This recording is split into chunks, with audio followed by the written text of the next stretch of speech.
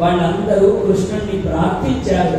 కృష్ణ పరమాత్మ వాళ్ళ వస్త్రాలన్నీ ఇచ్చివేశాడు. వస్త్రములన్నీ వేసుకొని చక్కగా వాళ్ళందరూ కాత్యాయని ప్రార్థన చేశారు. వ్రతదీక్షనంతా పూర్తి చేశారు. అలా పరమాత్మ తమకు భర్త కావాలని అందరూ కోరుకున్నారు.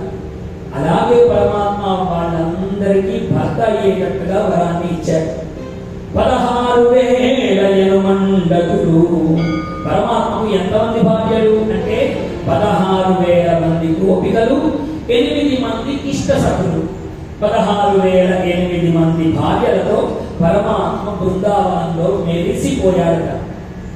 మరి ఈ 16,000 మందిని స్వామి ఎందుకు పెళ్లి చేసుకున్నట్టు అంటే రామావతారంలో రాముని యొక్క దివ్యమంగళ స్వరూపం ఎంత అందంగా ఉండేది అంటే వేద వేదాంత వేద్యాయ మేఘశ్యామల మూర్తయే పుంసాం మోహన రూపాయ పుణ్యశ్లోకాయ మంగళం.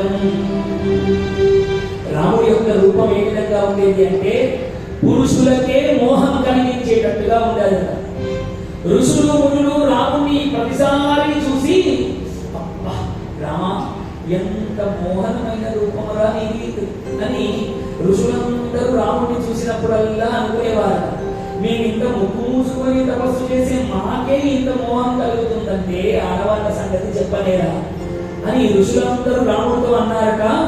రామా నిజంగా మాకు తపోభంగం అయితే కానీ వెంటనే మా కమండలంలో ఉన్న నీళ్లను తీసుకొని మా మీద మేమే చల్లుకొని ఆడవాళ్ళుగా వెంటనే మారిపోయి నిన్ను కౌగిలించుకోవాలని ఉందిగా రామా అని ఋషులందరూ అన్నారు. అనగానే రామచంద్రుడు వాళ్ళందరికీ వరమించాడు. మీ కోరిక ద్వాపర యుగంలో తీరుతుంది అన్నారు. అలా మోహించినటువంటి ప్రతి ఋషిగణము మానవులు ఎవరైతే ఉన్నారో వాళ్ళంతయే గోపికలై పుట్టారు. అందుకనే వాళ్ళందరినీ పరమాత్మ ఇప్పుడు ఉద్ధరించడానికి అలా 16,008 మంది భార్యలను పరమాత్మ పెళ్లి చేసుకున్నాడు.